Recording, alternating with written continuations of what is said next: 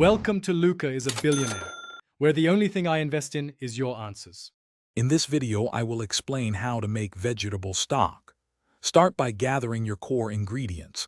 Carrots, celery, and onions are essential. Don't forget fresh herbs like parsley stems and a bay leaf or two. You'll also need a large pot, ideally 6 quarts or more, to give everything enough room to simmer. This simple combination forms the flavorful foundation of your stock.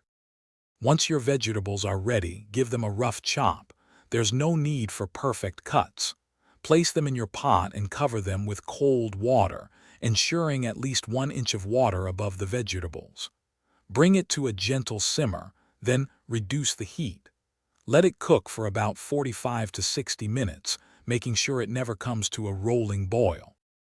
After simmering, carefully strain your stock through a fine mesh sieve into a clean container.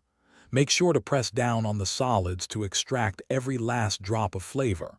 Once strained, discard all the spent vegetables. It's crucial to cool your stock quickly to ensure food safety.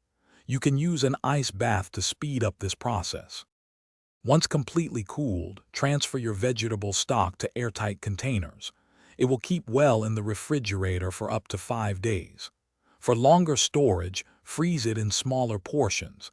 It can last up to 6 months in the freezer. This homemade stock is perfect for enhancing soups, enriching sauces, or adding depth to your favorite risottos. Thanks for watching and please subscribe. It's the best investment you'll ever make.